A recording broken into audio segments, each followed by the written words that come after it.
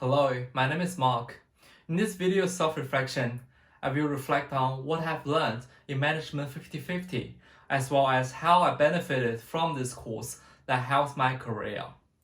Prior to enrolling, to me, this is simply another mandatory course that may or may not be completed.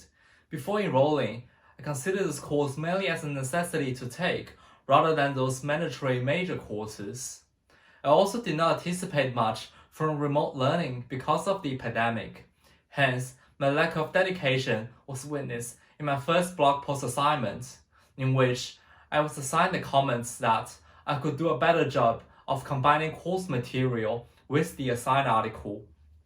Back then, all I consider and all that matters is the mark, and this precise criticism reminded me of the principle of the Johari window, where my inability to consolidate information is shown inside the blind region that I'm unaware of, but that others around me are aware of.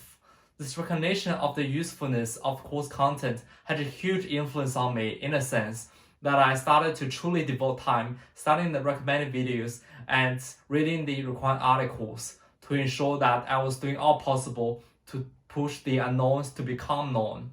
Relating to Johari window to my own experience, I felt that I'm starting to nurture a growth mindset which is constantly evolving, as Lin predicted from the very beginning. A practical example is my shift of attitude in tutorial. In the early weeks, I responded in class with the only aim of participation marks, where I was most likely to browse other information right after replying one questions. However, I realized the significance of sharing and getting criticism in my personal development.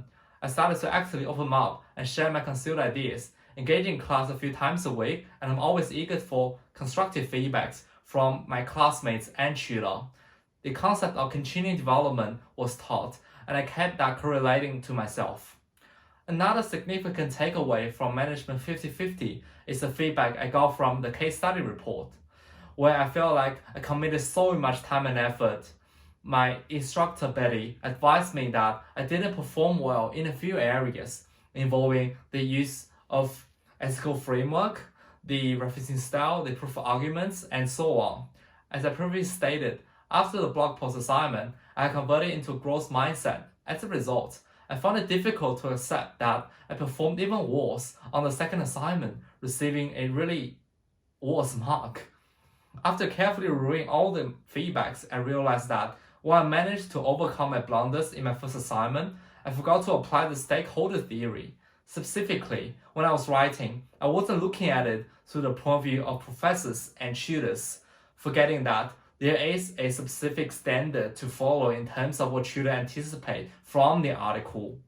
Although no one can be perfect at anything, I believe that I have learned to do things more carefully and pay closer attention to details. In my future profession, I will keep those notions in my mind and strive to apply them through communications with peers and mentors, learn to understand more from the viewpoint of others, and most likely welcome obstacles and fresh ideas in seeking for long-term personal development.